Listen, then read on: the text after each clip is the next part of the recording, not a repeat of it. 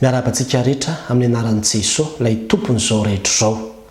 Misy fiantraikany amin'ny fahasalamana ny toe-pon'ny olona. Izay indray ry havana no lohatenin'ity video manaraka ity. Mandritra ny andro maromaro ry havana dia resaka mahakasika ny fonjanak'olombelona io sika, izay tena misy mystère tokoa. Ary tsy hoe cardiologue akory ny tenako raha hiresaka an'izany, fa izay ambaran'ny soratra masina no izahako velabelarina azavaina amintsika araka izay hitarihan'ny fanahy masina. Ary asa raha fantatrao fa farafakely ny 507 no miverina ao anatin'ny Baiboly ny teny hoe fo. Ny tiako izany fa tena miresaka an'izany ny Baiboly, ary any amin'ny ohabolana 4:17 aza dia ambarany mazava tsara manao hoe tandremo ny fonao, mihoatra noho izay rehetra tokony ho tandremana, fa avy ao aminy no iavian'ny aina. Izany hoe tena miankina amin'ny toe-ponao io, miankina amin'ny fonao io ny fiainanao. Rehefa mijanona ny fonao dia mijanona ny fiainanao, rehefa mety tsara ny fonao dia mety tsara ny fiainanao, rehefa tsy milamina ny fonao dia tsy milamina ny fiainanao. Ary izay no nahatonga ana efa niresaka an'izany teto amin'ity pejy ity amin'ny hoe ny fon'ny fahaiza-mitarika dia miankina amin'ny fon'ny mpitarika. Izany hoe miainga be dia be amin'ny toe-pon'ilay mpitarika mihitsy izany ny fahombiazany ao anatin'izay le hoe hay fitarika tanterahan'izay. Ary dia amin'ity anio ity dia te hitarika ny saintsika amin'ilay tenin'Andriamanitra voasoratra ao amin'ny ohabolana 7:12 manao hoe ny fo ravoravo mahasalama tsara. Izay nahatonga ana nametraka ilay lohateny hoe miankina amin'ny toe-pon'ny olona koa ny fahasalamany. Ny fo ravoravo izay le toe-po zay, le hoe mahasalama tsara, izay le vokatra. Izany hoe miteraka fahasalamana mihitsy zany ny fanananao fo ravoravo. Ary voaporofo ara-tsiansa mihitsy zany ravana, satria raha misy olona zao malahelo izy dia iny alahelo ao anatiny iny mitambesatra ao anatin'ny fony ao mahatonga ny tarehany ho maloka, mahatonga anazy tsy ahinakanina, mahatonga anazy tsisy hiteraka zavatra be dia be mihitsy, ary mety hivoto mihitsy ny fony. Vokatr'izay dia avy eo tonga daholo izao karazana aretina rehetrarehetra, mivoto daholo izao karazana fivotosana rehetrarehetra, hatrany amin'ny tongotra, lasa sebotra sy ny zavatra toy izany. Dia izany mahatonga ny olona sasany tratrako hatramin'ireny aretina antsoina hoe spasmophilie ireny. Resaka toe-poko mety mahatonga an'ireny, satria misy angoasy na tahotra izay tsy mety lasa mihitsy, na indraindray koa le alahelo na le famoiza-po, izany rehetrarehetra izany toe-po daholo dia mahatonga ny olona tsy ho salama mihitsy. Ary indraindray koa aza mety misy olona zao hoe tezitra be izy, ao anatin'iny fahavinirana be iny izy dia midobodoboka be ny fony. Ka fantatsika tsara fa io fo io dia ao daholo ny tena andehanan'ny rà, mivoaka sy miditra ao daholo ny rà. Ka rehefa midobodoboka be izany dia mandeha mafy be amin'izay zany le fandehanan'izy, dia mahatonga ny lalan-drahan'ilay olona ho tapaka mihitsy. Izany hoe misy fiantraikany hatrany amin'ny lalan-drahanao any zany ny toe-ponao. Rehefa tesitra ianao, rehefa sosotra ianao dia miakatra ny tosidra, dia reny hitantsika reny lasa tonga dia hoe tsy mihetsika intsony ny ilany na ohatran'izany, vokatra ilay toe-po daholo izany rehetrarehetra izany. Ary izay mahatonga ana miteny amintsika hoe tena misy fiantraikany amin'ny fahasalamanao mihitsy ny toe-ponao. Izany akory tsy midika hoe ny aretina rehetrarehetra zany dia vokatry ny resaka toe-po daholo, na koa hoe ny areti-po rehetrarehetra zany dia vokatry ny toe-po daholo, satria tena misy koa ny aretina izay hoe azon'ilay olona amin'ny zavatra isan-karazany mihitsy. Mety misy fanafodiny ho an'ny na ny coronavirus fotsiny zao dia efa mahatonga areti-po zany, satria be dia be ny olona voan'ny coronavirus dia lasa faible be ny fony, dia lasa manomboka tratran'ilay areti-po amin'izay izy rehefa avy eo, satria izay vokatra le coronavirus ilay izy. Na koa mety hoe congénital mihitsy le areti-po zany, le cardiopathie, satria mety efa nisy malformation hatrany am-boaka izy na zavatra tahaka an'izany mahatonga le areti-pony dia zavatra samihafa ohatrany. Fa izay resahana eto aloha ary tena betsaka ny antony mahatonga ny olona anana io areti-po io dia vokatr'ilay toe-po izay tsy hain'ilay olona no migérer an'ilay izy, dia avy eo miteraka aretina be dia be eo amin'ny vatan'ilay izy. Ary izay koa mifanohatra amin'izay le nambaran'ny tenin'Andriamanitra teo zany hoe raha ohatra ka ravoravo ny fonao izy dia mitondra fahasalamana eo aminao izy. Ary izany nambaran'ny tenin'Andriamanitra any amin'ny ohabolana 5:17 manao hoe ny fo ravoravo mahamiramirana ny tarehy. Izany hoe mahatonga ny tarehanao lasa miramirana, mifalifaly mihitsy ny fo ravoravo. Ary tsy vitany hoe tarehanao fotsiny fa mitondra fahasalamana mihitsy izy arak'ilay toko 7:12 teo. Dia inona raha zany? no mahatonga ny fotsika ho ravoravo. Inona zany no atao mba hahatonga ny fonao ho ravoravo satria izay zany no fanontaniana lehibe indrindra ao anatin'izao fanazavana izao. Dia Jeremia ry havana no namaly an'izay fanontaniana izay. Ozy any amin'ny toko 10:25 manao hoe hitako ny teninao ka nohaniko izy izy, ary ny teninao ny fifaliako sy firavoravon'ny foko.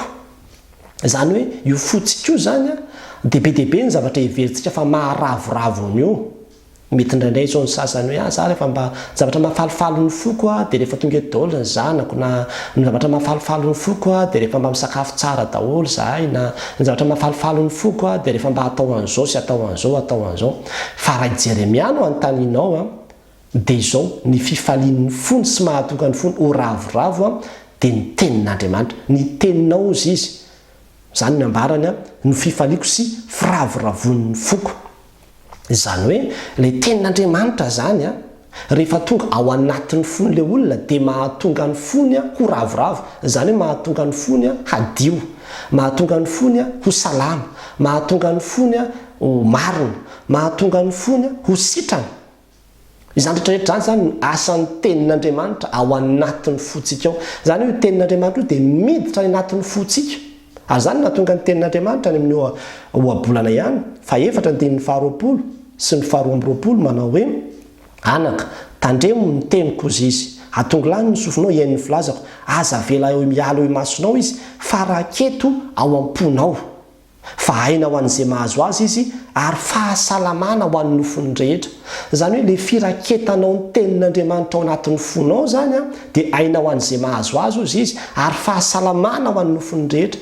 Zany hoe ny ohabolana zany dia tena miresaka be dia be an'izany hoe fahasalamana azo avy amin'ny toepo, le toepo zay hitoeran'ny tenin'Andriamanitra. Zay zany le izy.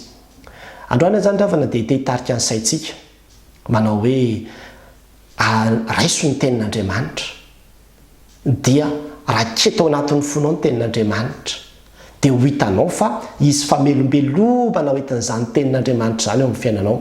Hiala le angoasy, hiala le alahelo, hiala le famoizam-po, hiala le tahotra, hiala le zavatra samihafa satria izany rehetrarehetra zany no roasin'ny tenin'Andriamanitra rehefa tafiditra ao anatin'ny fotsika ny tenin'Andriamanitra. Dia rehefa miala zany rehetrarehetra zany dia izay no mahatonga hoe lasa ravoravo amin'izay ny fonao, lasa ravoravo ny fonao. Ahoana moa ny fonao no hidiran'ny tenin'Andriamanitra raha ohatra ka mbola bahanantsika ao le fankahalana, raha ohatra ka mbola omentsika toerana ngeza be ao le fahatezerana. Ary izay no nahatonga an'le tenin'Andriamanitra any amin'ny ohabolana 4:17 taona teny manao hoe tandremo ny fonareo izy, mihoatra noho izay rehetra tokony ho tandremana. Zany hoe tandremo ny zavatra izay ampidirina sy raketina ao anatin'ny fonareo fa miankina amin'izany ny fiainanareo rehefa avy eo hatrany amin'ny fahasalamanao. Ary eto ravana dia teteny amintsika indraindray manko miaino nyity karazana radio resaka politika tsika maraina mandrapaharivan'ny andro dia efa fazan'ny olona fankahalanao ny fotsika. Dia tena tsy normal. Za dia tena amin'tenao raha kristiana anao tsy normal mihitsy zany hoe hiainanao paraparivan'ny andro radio politika zany fa tena potika ny fonao, simba amin'io ny fonao. Ary ninona fanazavana entin'ny olona dia marina zany, manimba ny toe-potsika, mamafy zavatra be dia be anatin'ny fotsika ao le izy dia izany no mahatonga antsika indraindray rehefa ohatra hoe mahita an'le mpanao politika tonga dia lasa miteniteny foana, miteny ratsy mihitsy satria efa maloto loatra ny fonao, vokatra le zavatra isan'andro afafon'ny olona io ka tsy maintsy mitandrina antsika. Mitandrina ianao manao hoe ny foko dia tandremako mihoatra noho izay rehetra tokony ho tandremana amin'ny vatako. Dia ny foko no tandremako aloha zany. Ndraindray zao mitandrina manao hoe tandremo tsara ny fahadiovanao. Ny toe-ponao tandremana mihoatra noho ny fahadiovanao zany raha ny soratra masina ny jerevantsika satria avy amin'izany ny aina ozy izy. Miankina amin'izany ny zavatra rehetrarehetra.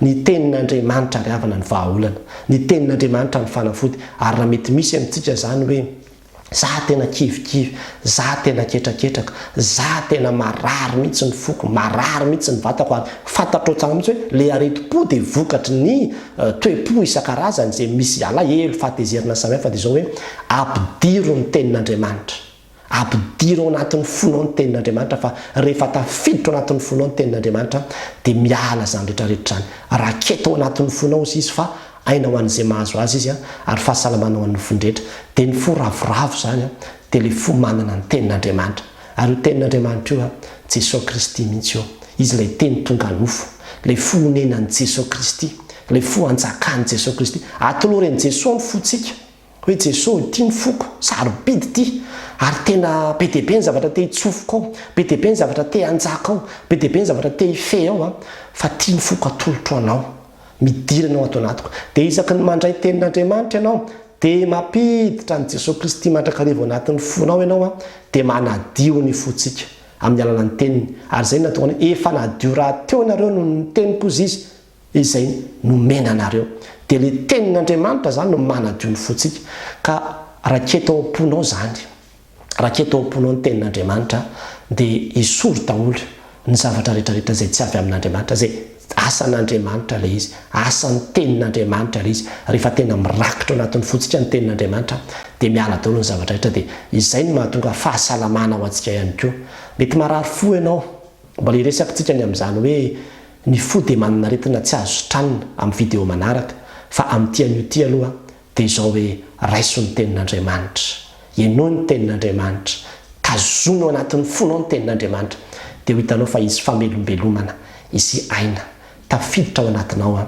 dia izay aina izay a le fiainana izay omeny Jesosy Kristy atsika amin'ny alalan'ny teniny dia mahireza ary havana tandremo ny fonao a mihoatra noizay rehetra tokony ho tandremana ho an'Andriamanitra rirany voninahitra amen.